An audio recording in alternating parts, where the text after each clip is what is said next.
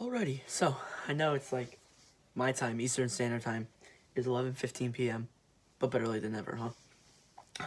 So today we're going to take a look at news time here and the recent signings around the league. So let me bring up Cap Friendly here real quick. So there's 3 signings. I'm just going to go through the overall review and stuff. So Cameron Lee I'm just going to go through them and do not give my opinion because I want to go to bed. Cameron Lee has signed a 2-way, 2-year deal, $925,000. Good signing, I think. Not entry level. Don't know his stats too much. Now the next one, Condre Miller, has signed a 2-way, 3-year, $925,000 cap hit as well. Good signing also. The next one I will get a little bit more in depth with is LA Kings signing forward Alex Turcotte, who was taken 4th overall in the 2019 entry draft. 2-way, 3-year, $925,000. Great signing. Turcotte is a good player. He'll turn out solid for the Kings. The next thing now, Cole Caufield announced that he will play in Wisconsin for 2020-2021. Now, I know Habs fans are pretty angry about this, and I would be too. I'm kind of angry about this too. I wanted to see Cole Caufield play because he leads the Big Ten in goals as a freshman.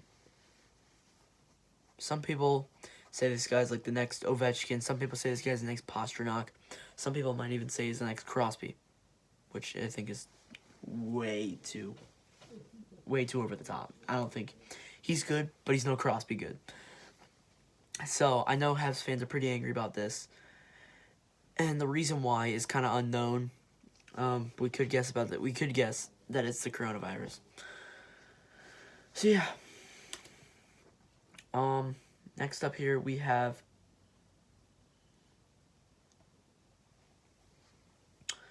the NHL has announced that a Vancouver Canucks staff member has tested positive for COVID-19. And this just emphasizes my point even more that they're probably more than likely going to cancel the season. I don't see them doing it after that. No way.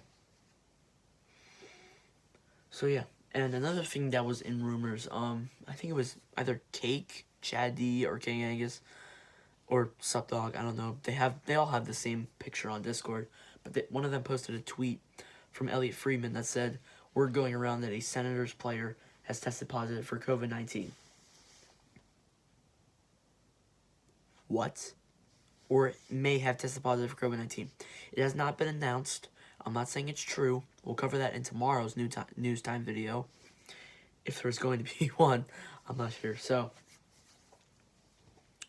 emphasizes my point even more, that they're going to cancel the league. There's no doubt in my mind. If this guy tests positive, I don't see it happening. No, because then all the Senators roster is gonna have to test positive, and the team that last played the Senators is gonna have to be tested. So it's just gonna go through all this crap, and I don't see them doing anything. They're probably just gonna cancel the season. All right, now the final thing for today. Now we're gonna do this for each team here, but the NHL has posted an article talking about the Boston Bruins or team season awards. So they've done it for Boston, and what I see right here, they've done it for Tampa too.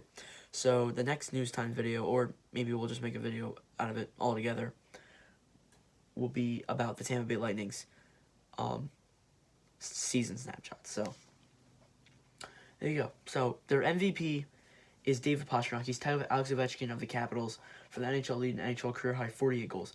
Pasta has continued to work on his game offensively and defensively, and it's clear that sometimes the ice just can't be contained. Pastrnak can score in bunches. He has 4 hat-tricks this season, and when he's on, he's in line with Brad Marchand. With Marchand and Patrice Bergeron, is almost impossible to stop. And that's amazing.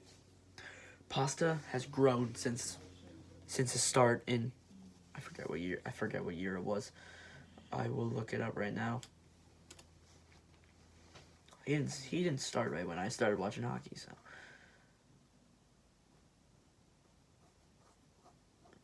since he started in 2014, 2015, he was drafted by Boston in 2014, first round, 25th overall pick. If I were to do a redo of that draft, Pastrnak would go a lot higher after this season. He is tied with Ovechkin, so it's unsure who's going to win the Rocket Richard Award if there is no more games after this. So the rookies, there aren't a lot of options for the best rookie on the team that returned mostly intact from a season ago. But the best choice is Jeremy Lauzon, a defenseman who is capable by to his game and has made the season-long loss of Kevin Miller because of a knee injury sting a little less. Lauzon has 2 points, 1 goal, 1 assist in 19 games, but the points don't matter. A defenseman who main focus on his own end. He'll have a staying power in Boston. I haven't really watched Boston play. I mean, I've really only watched them play like maybe 5 times a season. I have heard Jeremy Lauzon's name called a lot of times. Good defensive turnovers. I mean, good turning over. Well, he's making the team turn over the other puck, turning over the puck, and he's creating chances. So that's great. He's going to become a solid player for the Boston Bruins. Next up, the best defenseman was Brandon Carlos, probably the biggest one in here. Brandon Carlos elevated his shutdown game to a new level this season. He's smart, skates well, has a size 6'5", and as well, but a bit of a snarl that Bruins coaches always hoped he would. He's part of the reason that the Bruins are allowing the fewest goals in the NHL, 2.39 per game. And he's contributed NHL career high 19 points, 4 goals, and 15 assists. Now, that's going to go up. It's going to go up. That 19 points is going to raise up next season. And I don't doubt it. But if it's wrong, Bruins fans, you can slap me in the face. Defensive forward goes to Patrice Bergeron forever and always. Always one of the best defensive forwards in the NHL is having a strong season going on 56 points, 31 goals, 25 assists in 61 games. He's 6th in the NHL, face-off percentage 5.579, among the best players to take at least $500. Obviously, he's in, I don't know if it's around here, one of the books that I was reading, it was saying like Bergeron's the best two-way forward, like Bobby Clark and I don't think it was Bob Probert, but it was some other Bob Robertson or Forcer. There's no way. So, yeah. All right. The comeback player.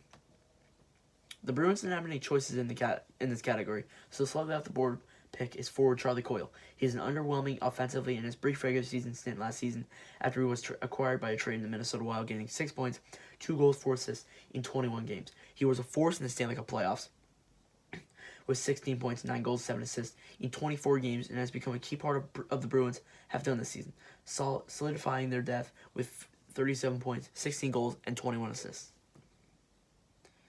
And that's it. So tomorrow, I'm going to put it in my spreadsheet here right away. We will be reviewing if they make an announcement for which Senators player has COVID-19. But one of the things that we will be definitely doing tomorrow, no matter what, will be we'll be reviewing the Tampa Bay's 2019-2020 snapshot.